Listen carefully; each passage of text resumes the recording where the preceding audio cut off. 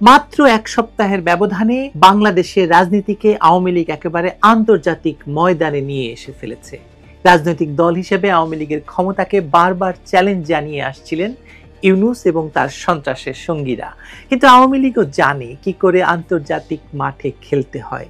ইউনূস একাই কেবল আন্তর্জাতিক মাঠের খেলোয়াড় নন, তার বয়সের সমান বয়সী আওয়ামী লীগ যে বহু আগে থেকেই আন্তর্জাতিক মাঠের খেলোয়াড় সেটা প্রমাণ করতে আওয়ামী লীগ সময় নিয়েছে, কিন্তু ঘুরেও দাঁড়াচ্ছে। প্রথমে জাতিসংঘের মহাসচিবকে চিঠি দিয়েছে তাদেরই অঙ্গ সংগঠনের দেওয়া রিপোর্টকে চ্যালেঞ্জ জানিয়ে, যে রিপোর্টকে ইউনূস শেখ হাসিনাকে ফাঁসি দেওয়ার কাজে ব্যবহার করতে চাইছে। আর তারপর নেদারল্যান্ডের রাজধানী দ্য হেগে অবস্থিত আন্তর্জাতিক অপরাধ আদালতে সরাসরি ইউনূস সরকারের বিরুদ্ধে মানবাধিকার লঙ্ঘনের অভিযোগ তুলেছে। এবার বাবা জীবন কি করবেন দেখা যাক।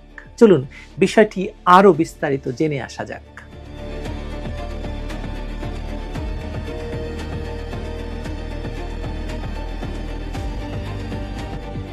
বাংলাদেশের রাজনীতিতে এমন কিছু মুহূর্ত আসে যা শুধু অভ্যন্তরীণ ক্ষমতার লড়াই নয়, রাষ্ট্রের চরিত্র এবং আন্তর্জাতিক অবস্থানও পাল্টে দেয়। আওয়ামী লীগের আন্তর্জাতিক অপরাধ আদালতে যাওয়া ঠিক সেরকম একটি মুহূর্ত। এটি কেবল একটি মামলা নয়, বরং এক রাজনৈতিক ঘূর্ণাবর্তের ঘোষণা, ফিরে দাঁড়ানোর ঘোষণা, যেখানে দেশীয় দমননীতি আন্তর্জাতিক বিচার ব্যবস্থার মুখোমুখি হতে যাচ্ছে। শেখ হাসিনা সরকারের পতনের পর যে প্রশাসন ডক্টর মোহাম্মদ ইউনূসের নেতৃত্বে ক্ষমতায় এসেছে তাদের বিরুদ্ধে এখন অভিযোগ উঠেছে সাংগঠনিকভাবে রাজনৈতিক হত্যাযজ্ঞ চালানোর। এই অভিযোগ শুধু একটি দলের অভিযোগ নয়, এটি সেই দীর্ঘ প্রতিশোধ রাজনীতির চূড়ান্ত পরিণতি যা বাংলাদেশের ইতিহাসে বারবার দেখা গেছে। শেখ হাসিনাকে সরানোর পর যা ঘটেছে বাংলাদেশে, তাকে অন্তর্বর্তী সরকার বলা হলেও বাস্তবে এটি যে একটি নতুন রাজনৈতিক বন্দোবস্ত। যারা নিজেদেরকে সংস্কারক হিসেবে দেখাতে চেয়েছিল, কিন্তু ক্ষমতায় বসেই তারা প্রতিশোধের আগুনে নিজেদেরকে পুড়িয়েছে এবং আওয়ামী লীগকে পুড়িয়ে ভস্ম করতে চেয়েছে। আওয়ামী লীগের হাজারো নেতাকর্মী রাতারাতি নিখোঁজ হয়ে গেছে, গ্রেপ্তার বা লাশ হয়ে ফিরেছে। বাংলাদেশের নদীগুলোতে হাজার হাজার লাশ ভাসছে, নিরপরাধ লাশ, এবং তাদের কোনো অপরাধ কি ছিল না তা জানা যায় না, কিন্তু তারা লাশ হয়ে বাংলাদেশের নদীগুলোতে ভাসছে। প্রশাসন বলছে তারা অপরাধী এবং সহিংস আন্দোলনকারীদের দমন করছে, কিন্তু প্রত্যক্ষদর্শী স্থানীয় সংবাদ মাধ্যম এবং মানবাধিকার সংগঠনগুলো নানা প্রতিবেদন উঠে এসেছে ভিন্ন চিত্র। সেখানে গ্রেপ্তার হওয়া লোকেরা জীবিত ফিরছেন না, থানায় বা অজানা স্থানে তাদের মৃত্যু হচ্ছে, পরে সেটিকে আত্মহত্যা বা স্বাভাবিক মৃত্যু বলে চালানো হচ্ছে বা অপমৃত্যু হিসেবে চালানো হচ্ছে। এই সময়েই শুরু হয়েছে operation devil hunt. Doctor Yunus এই আওয়ামী লীগকে দমনের জন্যই শুরু করেছিল অপারেশন ডেভিল হান্ট। ঘোষিত লক্ষ্য ছিল আইন শৃঙ্খলা পুনঃপ্রতিষ্ঠা, কিন্তু বাস্তবে এটি ছিল একতরফা রাজনৈতিক অভিযান। আওয়ামী লীগের অভিযোগ অনুযায়ী মাত্র 12 দিনের এই অভিযানে প্রায় 18,000 মানুষকে গ্রেপ্তার করা হয়, যাদের অনেকের বিরুদ্ধে কোনো অভিযোগই ছিল না। গ্রামীণ পর্যায়ের সংগঠন ভেঙে ফেলা, পরিবারের উপর চাপ সৃষ্টি আর দলীয় কর্মীদের টার্গেট করে হত্যা, সব মিলিয়ে এই অপারেশন ডেভিল হান্ট ছিল আওয়ামী লীগ নির্মূলের অভিযান, অথবা অপারেশন আওয়ামী লীগ হান্ট। এই অভিযোগই এখন আন্তর্জাতিক অপরাধ আদালতের বা আইসিসির টেবিলে পৌঁছে গেছে। আওয়ামী লীগের পক্ষে লন্ডনের ডাউটি স্ট্রিট চেম্বারের বিশিষ্ট আইনজীবী স্টিভেন পাউলস কেসি রোম সংবিধির 15 নম্বর অনুচ্ছেদ অনুযায়ী একটি আনুষ্ঠানিক অভিযোগপত্র দাখিল করেছেন এই আদালতে। অভিযোগপত্রে স্পষ্ট বলা হয়েছে, বাংলাদেশে আওয়ামী লীগ এবং তার সমর্থকদের বিরুদ্ধে পরিচালিত হত্যা, নির্যাতন এবং নির্বিচারে গ্রেপ্তার আন্তর্জাতিক অপরাধ আদালতের এখতিয়ারের মধ্যে পড়ে। অভিযোগে আরও উল্লেখ আছে, গত বছরের জুলাই থেকে এ পর্যন্ত অন্তত 400 জন আওয়ামী লীগ নেতাকর্মী এবং সমর্থক নিহত হয়েছেন। তাদের মধ্যে অনেকে প্রতিপক্ষের হাতে মার খেয়ে, আবার কেউ আটক অবস্থায় প্রাণ হারিয়েছেন। 25 জনের মৃত্যু ঘটেছে পুলিশ এবং কারা হেফাজতে, আর তাদের দেহে নির্যাতনের স্পষ্ট চিহ্ন দেখা গেছে। যদিও সরকারি ব্যাখ্যা ছিল হৃদরোগে বা হার্ট ফেল করে মৃত্যু, যেটি বাংলাদেশে এর আগেও হয়েছিল অপারেশন ক্লিন হার্টের সময়। অভিযোগপত্রে এই তথ্যের সঙ্গে যুক্ত করা হয়েছে ভিডিও ফুটেজ, প্রত্যক্ষদর্শীর সাক্ষ্য এবং মৃতদের পরিবারের বিবৃতি। এর পাশাপাশি আওয়ামী লীগ অভিযোগ করেছে যে অন্তর্বর্তী সরকারের অধীনে রাজনীতিক, বিচারক, আইনজীবী, সাংবাদিক এবং সাংস্কৃতিক কর্মীদেরও নির্বিচারে গ্রেপ্তার করা হয়েছে। অনেককে আগে আটক করে পরে সাজানো মামলায় গ্রেপ্তার দেখানো হয়েছে। এসবের মধ্যে এমন উদাহরণও আছে যেখানে জামিন অযোগ্য অভিযোগ ব্যবহার করে দীর্ঘদিন আটক রাখা হচ্ছে, যাতে কেউ আইনি প্রতিকার চাইতে না পারে। সবচেয়ে বিতর্কিত পদক্ষেপ ছিল দায় মুক্তি অধ্যাদেশ, যা 2024 সালের 14 অক্টোবর ইউনূস সরকারের সময় জারি করা হয়। এতে স্পষ্ট নির্দেশ ছিল যে 15 জুলাই থেকে 8ই আগস্ট পর্যন্ত যারা সরকার বিরোধী আন্দোলনে অংশ নিয়েছিল তাদের বিরুদ্ধে কোনো মামলা বা গ্রেপ্তার করা যাবে না। আওয়ামী লীগের মতে এই অধ্যাদেশ কার্যত হত্যাকারীদের আইনি রক্ষা কবচ দিয়েছে। আন্দোলনকারীদের হাতে আওয়ামী লীগ কর্মীদের পিটিয়ে হত্যা, দোকানপাট, বাড়িঘর পুড়িয়ে দেওয়া, রাষ্ট্রীয় সম্পদ ধ্বংস করা, অগণিত পুলিশ সদস্যকে হত্যা, এসব ঘটনার সুস্পষ্ট প্রমাণ থাকা সত্ত্বেও অভিযুক্তদের মুক্তি দেওয়া হচ্ছে বা দায় মুক্তি দেওয়া হচ্ছে। এই দায় মুক্তির মধ্যে ইউনূস প্রশাসন অপরাধীদের নয়, বিরোধীদের বিরুদ্ধে যুদ্ধ চালিয়ে যাচ্ছে।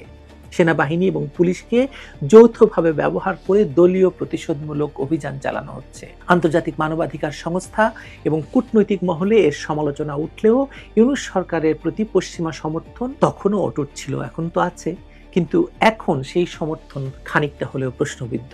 কারণ আন্তর্জাতিক মহলে প্রশ্ন উঠছে, একজন নোবেল বিজয়ী প্রশাসকের অধীনে কিভাবে এরকম মানবাধিকার লঙ্ঘন সম্ভব এবং সেই মানবাধিকার লঙ্ঘনের দায় মুক্তিও সম্ভব রাষ্ট্রীয় ক্ষমতাকে ব্যবহার করে। এই প্রেক্ষাপটে আওয়ামী লীগ আইসিসির দ্বারস্থ হয়েছে। তাদের বক্তব্য স্পষ্ট, দেশীয় আদালতে কোনো বিচার সম্ভব নয়। ইউনূস সরকারের অধীনে প্রশাসন এবং বিচার ব্যবস্থা রাজনৈতিকভাবে নিয়ন্ত্রিত, তাই ন্যায় বিচারের একমাত্র উপায় আন্তর্জাতিক আদালতের তদন্ত। অভিযোগপত্রে আরও বলা হয়েছে, বাংলাদেশের অভ্যন্তরে ন্যায় বিচারের বাস্তবসম্মত কোনো সম্ভাবনা নেই।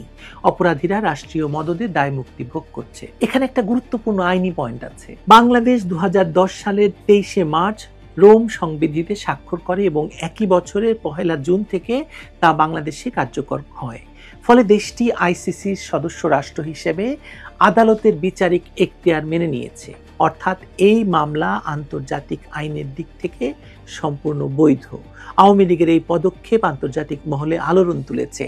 এর আগে আওয়ামী লীগের পক্ষ থেকে সাবেক পররাষ্ট্রমন্ত্রী আব্দুল মোমেন জাতিসংঘের মহাসচিবকে একটি চিঠি দিয়েছেন এবং সেই চিঠিতে তিনি প্রশ্ন তুলেছেন, জাতিসংঘের যে মানবাধিকার সংস্থা রয়েছে OHCHR, তারা যে একটি রিপোর্ট দিয়েছে, ডক্টর ইউনূসের ফরমায়েশ মতো রিপোর্ট, যেখানে যে রিপোর্টকে ব্যবহার করে শেখ হাসিনাকে ফাঁসি দেওয়ার ষড়যন্ত্র শুরু হয়েছে এবং আদালতকে ব্যবহার করে এই রিপোর্টকে মূল প্রমাণ হিসেবে দেখিয়ে শেখ হাসিনাকে ফাঁসির আয়োজন প্রায় সম্পূর্ণ করে ফেলা হয়েছে। সেই রিপোর্টকে চ্যালেঞ্জ করে আব্দুল মোমেনের এই চিঠি আন্তর্জাতিক মহলে বেশ আলোড়ন তুলেছে। পশ্চিমা দেশগুলো এখন আনুষ্ঠানিকভাবে কিছু বলেনি, তবে মানবাধিকার সংগঠনগুলো তদন্তের আহ্বান জানিয়েছে। কেউ এটিকে রাজনৈতিক কৌশল বলছে, কেউ দেখছে ন্যায় বিচারের শেষ আশ্রয় হিসেবে। কিন্তু একটি জিনিস পরিষ্কার, এই যে আইসিসির মামলা, এই মামলাটি বাংলাদেশের রাজনীতিকে আবার আন্তর্জাতিক অঙ্গনে টেনে এনেছে। কারণ ডক্টর ইউনূস ক্ষমতায় এসেই শেখ হাসিনাকে আন্তর্জাতিক আদালতে নেওয়ার চেষ্টা করেছিলেন, কিন্তু তারা দেখলেন শেখ হাসিনাকে আন্তর্জাতিক আদালতে নেওয়ার মতো পরিস্থিতি আসলে নেই, কারণ এই মামলা ধুপে টিকবে না। ফলে আওয়ামী লীগ যখন এই মামলাটি দায়ের করলো, তখন আন্তর্জাতিক মহলে ঠিক শোরগোল উঠেছে। আইসিসির প্রসিকিউটর এখন অভিযোগের প্রাথমিক যাচাই বাছাই শুরু করবেন। যদি আদালত মনে করে যে এই অপরাধগুলো মানবতা বিরোধী অপরাধ হিসেবে গণ্য হতে পারে, তাহলে পূর্ণাঙ্গ তদন্ত শুরু হবে। তখন সাক্ষ্য, ভিডিও প্রমাণ, ফরেনসিক রিপোর্ট, এমনকি আন্তর্জাতিক পর্যবেক্ষক মিশনের রিপোর্টও আদালতে জমা পড়বে। একবার সেই তদন্ত শুরু হলে বাংলাদেশের অন্তর্বর্তী সরকারের উপর আন্তর্জাতিক নজরদারি নেমে আসবে, এটা প্রায় নিশ্চিত। শেখ হাসিনার নেতৃত্বে আওয়ামী লীগ এক সময় যুদ্ধাপরাধের বিচার শুরু করে ইতিহাসের ভারসাম্য ফিরিয়ে এনেছিল। আজ সেই দলই আন্তর্জাতিক আদালতের সামনে ন্যায় বিচারের আবেদন করছে। নিজেদের উপর সংগঠিত রাজনৈতিক গণহত্যার বিচার চেয়ে। ইতিহাস যেন একেবারে উল্টো হয়ে গেছে, উল্টো পথে হাঁটছে। কিন্তু নীতিগতভাবে এই পদক্ষেপটি বাংলাদেশের রাজনীতিকে নতুন এক অধ্যায় নিয়ে গেছে। আপনি প্রশ্ন করতে পারেন, আইসিসি কি আওয়ামী লীগের এই আবেদন গ্রহণ করবে? যদি করে তাহলে বাংলাদেশের রাজনীতি শুধু ঢাকার রাজপথে নয়, আন্তর্জাতিক আদালতের বিচার কক্ষেও লড়বে। আর যদি না করে, তবুও আওয়ামী লীগের কৌশল সফল, কারণ তারা দেখাতে পেরেছে আমরা ভুক্তভোগী আর অন্যায়ভাবে সন্ত্রাস এবং রক্তপাত ঘটিয়ে আমাদের ক্ষমতাচ্যুত করা হয়েছে। এই মুহূর্তে যা ঘটছে তা শুধু একটি দলের মামলা নয়, এটি বাংলাদেশের ন্যায় বিচার, রাজনৈতিক নৈতিকতা এবং আন্তর্জাতিক দায়বদ্ধতার পরীক্ষা। আওয়ামী লীগ হয়তো সময় নিতে চায়, কিন্তু তাদের বার্তা স্পষ্ট। অন্যায়ভাবে রক্তপাত ঘটিয়ে ক্ষমতা দখলকারীরা একদিন আন্তর্জাতিক বিচারের মুখে পড়তেই হবে। বিচার এখন কেবল সময়ের ব্যাপার। বাংলাদেশের মানুষ একটা জটিল বাস্তবতায় বসবাস করছে। ভয়, দমন, অন্যদিকে প্রতিশোধের রাজনীতি। মানুষের আস্থা কোথায় থাকবে বলুন? ইউনূস সরকার দাবি করছে তারা দেশকে রাজনৈতিক শুদ্ধি দিচ্ছে, কিন্তু এই শুদ্ধির নামে যদি মানুষ মরতে থাকে, পরিবার নিখোঁজ হয় আর বিচার না মেলে, তবে সেটি কোনো সংস্কার নয়, এটি রাষ্ট্রীয় বর্বরতা। আওয়ামী লীগ এখন এই বর্বরতার শিকার। এই বাস্তবতাকেই আন্তর্জাতিক আইনের কাঠগড়ায় নিয়ে গেছে। আন্তর্জাতিক আদালত কি তাদের কথা শুনবে? সম্ভবত শুনবে, কিন্তু সময় লাগবে। কিন্তু সেটাই হবে আওয়ামী লীগের জয়ের শুরু, কারণ আন্তর্জাতিক মঞ্চে আলোচনার জায়গা দখল করেছে আওয়ামী লীগ। রাজনৈতিকভাবে নিপীড়িত একটি দলের এই পদক্ষেপ দেখিয়ে দিচ্ছে তারা এখনো লড়াইয়ের ময়দানে আছে, শুধু কৌশল বদলে গেছে। দেশীয় রাজনীতিতে পরাজিত করা হয়েছে তাদেরকে, কিন্তু আন্তর্জাতিক অঙ্গনে, যেখানে সরকারি দমন যন্ত্রের কোনো ক্ষমতা চলে না, সেখানে তারা ঠিকই পৌঁছে গেছে। শেষ পর্যন্ত আদালতের রায় যাই হোক, এই পদক্ষেপ বাংলাদেশের রাজনীতিতে একটি স্থায়ী পরিবর্তন আনবে। এখন থেকে যে কোনো সরকার জানবে, অভ্যন্তরীণ দমন এবং হত্যা শুধু দেশের ভেতরে আটকে থাকে না, তা একদিন আন্তর্জাতিক আদালতের দরজায় পৌঁছায়। শেখ হাসিনা বা তার দলের জন্য এটি শুধু প্রতিশোধ নয়, এক ধরনের নৈতিকতা পুনরুদ্ধার। তারা হয়তো জানেন রাজনৈতিক পরিসরে ফিরে আসা একটু সময় নিচ্ছে, কিন্তু বিচার এবং ইতিহাসের পরিসরে নিজেদের জায়গা পুনরুদ্ধার করার এখন সম্ভব। এই কারণেই আমি আসলে বলছি যে আওয়ামী লীগের আন্তর্জাতিক খেলা শুরু হয়ে গেছে। এখন শুধু সময়ের অপেক্ষা, কখন আন্তর্জাতিক আদালত সেই খেলায় প্রবেশ করে এবং ঘোষণা দেয় অন্যায়ভাবে রক্তপাত ঘটিয়ে ক্ষমতা দখলকারীরা একদিন তাদের অপরাধের হিসাব দিতে বাধ্য হবে। কত নেছো, কবে দেবা, কবে যাবা। আওয়ামী লীগের খেলা ভয়ঙ্কর। ইউনূস বাবাজি বুঝতে পারছেন না তো? বুঝতে পারবেন, কিছুদিনের মধ্যেই বুঝতে পারবেন। ভালো থাকেন আপনারা, আরো খবর নিয়ে আসবো।